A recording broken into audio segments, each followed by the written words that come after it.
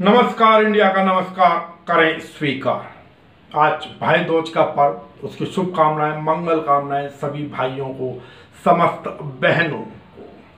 वो बात अलग है कि माता शूलिनी देवी मंदिर जो हिमाचल के सोलन में है, वहां शास्त्रों का जो अपमान किया गया, जो शास्त्रों परंपराओं का अपमान किया गया, एक महिला अधिकारी IAS अधिकारी रितिका जिंदल के द्वारा, मैं कहूं कि एक तरीके का जो खिल्ली उड़ाई गई हमारी परंपराओं की, जो वहां के पुरोहित थे उनका जो सार्वजनिक रूप से अपमान किया गया, मात्र एक जानकारी उपलब्ध करा देने के बाद आज तक कोई संगठन, मंत्री संतरी तो छोड़ दीजिए, कोई हिंदूवादी संगठन, कोई ब्राह्मण संगठन, कोई दल सामने नहीं आया है महाराज।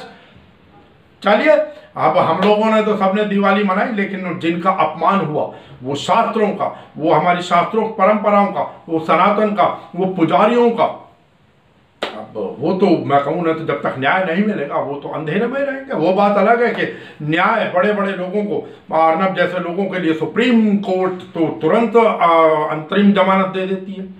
हालांकि जो केरल के पत्रकार कटप्पा, मैं क्षमा चाहूंगा, जो केरल के पत्रकार सिद्दीकी कप्पन, उनकी आज अंतरिम जमानत की याचिका के ऊपर सुप्रीम कोर्ट ने अगली तारीख डाल दी, और तारीख में उन्होंने कहा कि हम पहले स्टेट को सुनना चाहते हैं, पहले राज्य को सुनना चाहेंगे, राज्य का पक्ष जानना चाहेंगे। अर्नब वाले मसले में राज्य का पक्ष क्यों नहीं जानना चाहा? मैं कानूनविद नहीं हूं, मैं कोई सुप्रीम कोर्ट की अवमानना नहीं कर रहा हूं, लेकिन प्रश्न तो मन में आते ही है ना, जागरूक तो होना चाहिए ना। क्योंकि आज वैसे भी जो है राष्ट्रीय प्रेस दिवस है, 1966 में आज ही के दिन जो प्रेस काउंसिल ऑफ इंडिया जो था उनका आज के दिन गठन हुआ था।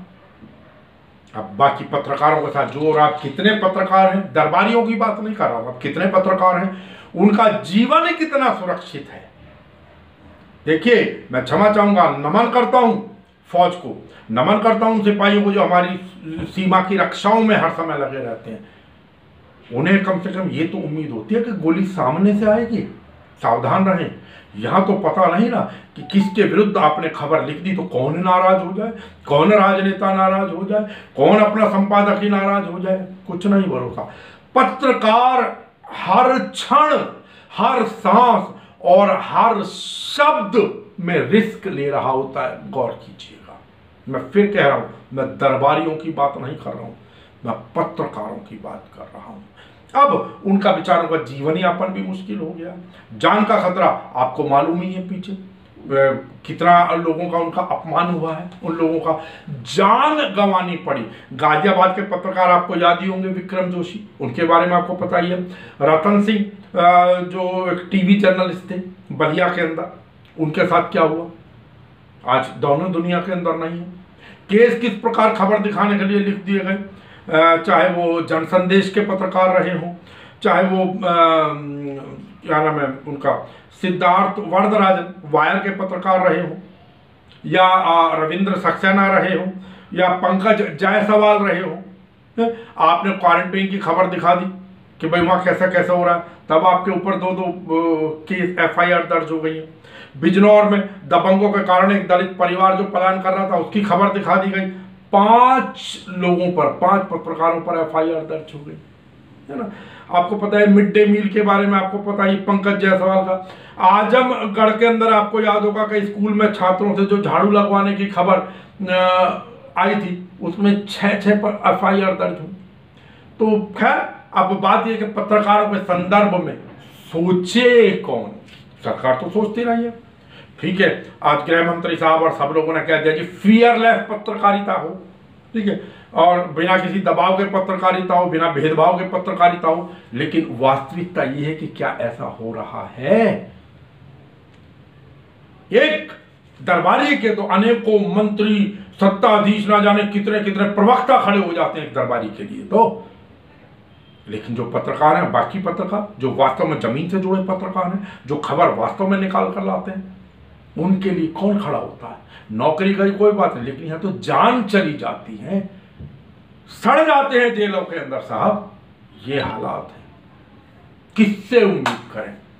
काउंसिल कुछ नहीं करता। कहीं ना कहीं जो उठना होगा पत्रकारों को ही उठना होगा और आगे बढ़ना होगा। जो नई जनरेशन आ रही है, जो नई पीढ़ी आ रही है, उन्हें सोचना होगा इस विषय में। कई लोग कहेंगे कि आप क्यों ये पत्रकारों का एफआई और ये कहां से विषय आ गए, आप क्यों बार बार ये इन संदर्भ में चर्चा करते हैं। मैं बिल्कुल ठीक कह रहा हूं। मैं ब्यौरा दे सकता हूं। अब पिछले 1 साल की ही खबर ले लीजिए, मैं बहुत ज्यादा पीछे भी नहीं जाऊंगा। आज क्योंकि प्रेस दिवस है, राष्ट्रीय प्रेस दिवस है, इसलिए चर्चा करना मेरा कर्तव्य था। और खाली चर्चा करके शुभ सत्कामना संदेश और आदि आदि देने की बात नहीं। बात खाली सत्ता पक्ष की नहीं है, बात विपक्ष की भी है। उनके मतलब की जितनी बात होती है तब तो वो उतना पीठ थपथपा देते हैं, उसके बाद सब लोग इधर उधर चले जाते हैं।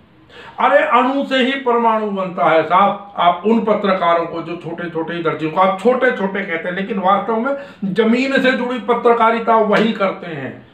आप लोगों के लिए खबर, आम जनमानस की खबर को वही पत्रकार लोग लाते हैं। ये लुटियन जोन के 10, 12, 15 पत्रकार नहीं जो एसी रूम में बैठ के और बड़ी बड़ी बातें कर दी और बड़े बड़े इंटरव्यू दिखा दिए, बहस करा दी, हिंदू मुस्लिम पर चर्चा कर दी, राष्ट्रद्रोह कर दिया।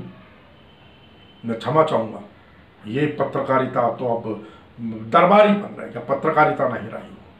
चलिए, फिर भी ईश्वर सबको सद्बुद्धि दे। इन समस्त राजनेताओं को जो कुछ कर सकते थे विपक्ष में रहते हुए किस प्रकार की बात करते, पक्ष में आने के बाद सब लोग भूल जाते हैं। अपना अपना मतलब यूज एंड थ्रू, अपना मतलब हुआ तो पीठ थपा दी, उसके बाद कोई नहीं पूछता। खैर, राष्ट्रीय प्रेस दिवस पर समस्त पत्रकारों को, मैं पत्रकारों की बात कर रहा हूं, दरबारियों को नहीं, पत्रकारों को बहुत बहुत बहुत शुभकामनाएं। अब उससे आगे चलते हैं। आज बिहार के अंदर नीतीश मंत्रिमंडल ने शपथ ले ली। यद्यपि हालांकि उसके अंदर 2 उप मुख्यमंत्री भी बने। यद्यपि एक बात रही कि जो अब विपक्ष है अर्थात जो महागठबंधन था, उन्होंने उस शपथ ग्रहण समारोह का बहिष्कार किया। कांग्रेस, राष्ट्रीय जनता दल, वो लोग उसके अंदर नहीं गए, जो कि मैं समझता हूं जाना चाहिए था। जाते तो ज्यादा बेहतर था। अब शपथ तो ले ही रहे ना, अब चाहिए आप कोर्ट में केस लड़िए जहां भी आपको लगता है। अगर आपके साथ चुनाव आयोग ने भेदभाव किया है तो आप कोर्ट के अंदर जाए। मैं मानता हूं समय लगता है उसके अंदर, लेकिन फिर भी देर से ही सही। आपको याद है कि चुनाव आयोग ने एक बार क्या किया था दिल्ली के 20-20 विधायकों के संदर्भ में, बहुत अच्छी तरीके से याद होगा। आखिर में कोर्ट से न्याय तो मिला ही ना, तो एक संदेश जाना चाहिए था। वो बात अलग है कि परिस्थितिवश मनोनीत मुख्यमंत्री के रूप में शुभकामना दी राष्ट्रीय जनता दल ने। उन्होंने बिल्कुल ये कहा कि परिस्थितिवश मनोनीत मुख्यमंत्री को शुभकामनाएं। अब चलिए, ये तो राजनीति में चुटकीले अंदाज और चुटीले अंदाज ये तो चलते रहेंगे, लेकिन हमारा यही कहना है कि उनको जाना चाहिए था। अब एक चर्चा दिल दहलाने देने वाली। देखिए, आज भाई बहन का त्यौहार है, आज भैया दूज का दिन, लेकिन बुलंदशहर की एक बेटी जिसने LLB किया हुआ था, उसका गैंगरेप हुआ। पुलिस ने लापरवाही बरती, कोई एक्शन नहीं लिया गया। दबंगों ने उसकी वीडियो को वायरल करने की धमकी देते रहे और वो बेटी आज उसने आत्महत्या कर ली। क्या कहूं इस समाज को, कहां तो गए वो लोग और कहां आ गए हैं। हमारी बच्चियों के साथ, बहन बेटियों के साथ जो कुछ दबंग लोग करते हैं, अब मुझे नहीं लगता, क्योंकि इसमें मैं क्या कहूँ, अभी कुछ और होता तो हिंदू मुस्लिम उठ जाता अभी थोड़ी बहुत देर में। तो उस बिटिया के लिए हम श्रद्धा सुमन ही अर्पित कर सकते हैं। यहां से प्रयास रहेगा, आवाज उठाएंगे, नमस्कार इंडिया आवाज उठाता रहेगा। उस बिटिया को न्याय दिलाने के लिए हमसे जो संभव होगा, नमस्कार इंडिया वो अवश्य करेगा। और इसी के साथ एक और दिल दहलाने देने वाली घटना, कानपुर क्षेत्र के अंदर एक 6 वर्षीय बच्ची को एक दंपत्ति ने, मुझे लगता है तांत्रिकों या उनके चक्कर में आके, जो खबर आ रही है कि उससे पहले उस बच्ची के साथ हैवानियत भी की गई और फिर उसको गला घोटकर हत्या कर दी गई, उसका लीवर निकाल कर खा गए एक दंपत्ति। कहां? मुझे नहीं लगता सनातन या कोई धर्म, कोई भी धर्म इस प्रकार की कोई उपाय बताता है। मार्गदर्शन तो बहुत बात की बात है। पता नहीं कैसे कैसे तांत्रिक और कौन लोग आगे किस प्रकार की जानकारियां देने लगे। दिल दहलाता। हमने पहले भी कहा था, हमने कितनी बार अपील की थी सभी धर्माचार्यों से कि आप अपने मठों से निकल कर आइए।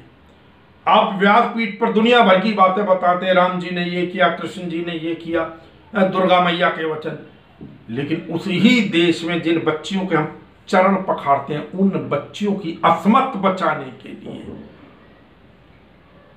आप लोग बाहर नहीं आते, कोई मूवमेंट नहीं चलाते।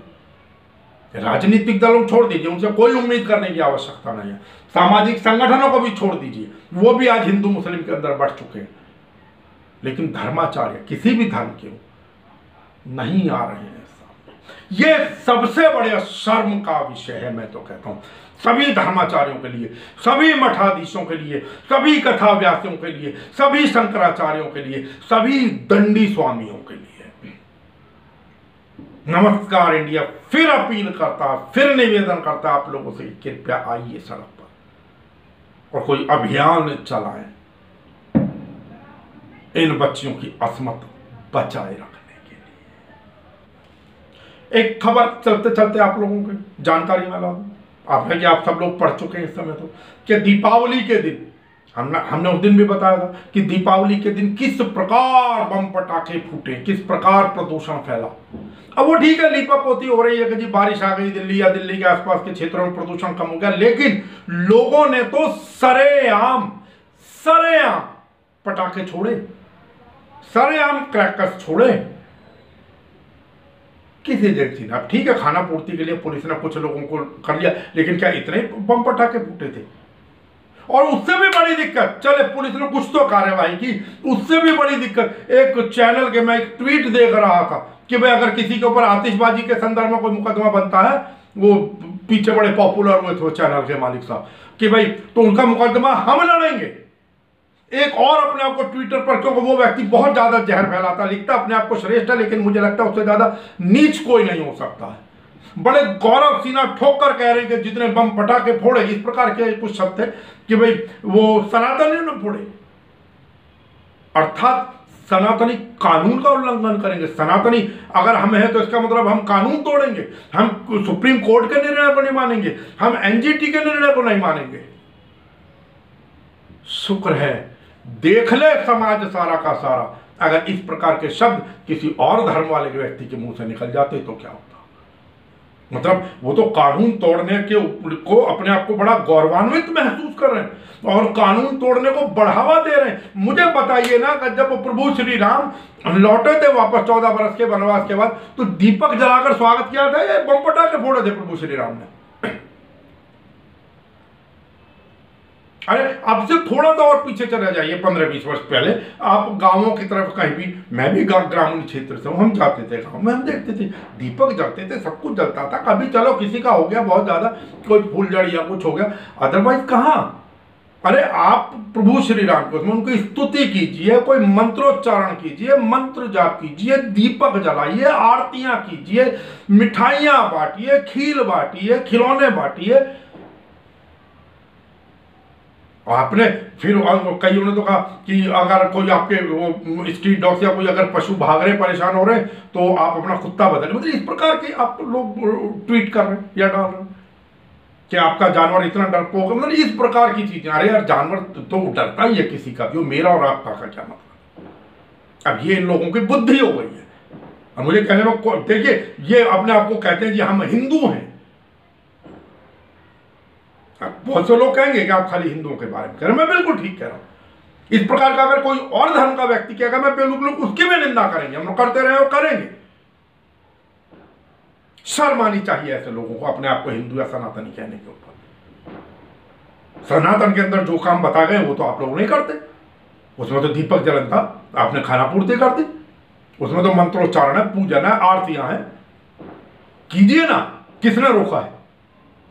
लक्ष्मी जी का जाप होता, पूरी रात बैठकर आप कीजिए ना, श्री सूक्त का पाठ कीजिए। आपने करा, मुझे बताइए ना, जितने भी लोग बकवास करते फिर रहे हैं, इनमें से किन्होंने श्री सूक्त का जप किया या लक्ष्मी जी का जप किया या सिंह लग्न के अंदर जप किया? धर्म मैं भी जानता हूं, शास्त्र थोड़े बहुत मैं भी जानता हूं,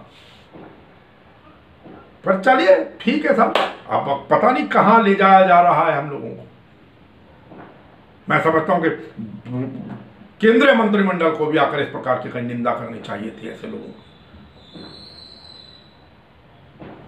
ठीक है साहब, ना मुख्यमंत्री को चिंता होना अपनी आरती प्रायोजित करानी थी, ठीक है, और ना किसी और मंत्री को चिंता, शुभकामना दे के इतिश्री कर लिया गया। बाद में लोग जो परेशान हो, जो जीव जंतु परेशान हो, वो होते रहे। किसने सोचना? आज आप जीव जंतु को नहीं सोच रहे, कल को आप इंसानों को भी नहीं सोच रहे, सोचा भी नहीं है। चलिए, मैं क्षमा चाहूंगा आज के लिए, लेकिन मन पीड़ित हुआ। ये जितने भी आपको खबर बताई, चाहे बलात्कार से संबंधित हो या माता शूलिनी देवी मंदिर की बात हो या प्रेस से रिलेटेड खबर हो, क्या खुशी मन। चलिए, अपनी वाणी को यहीं विराम देता हूं। कल फिर आपसे किसी और चर्चा पर चर्चा करेंगे। तब तक के लिए कीजिए स्वीकार। नमस्कार इंडिया का नमस्कार।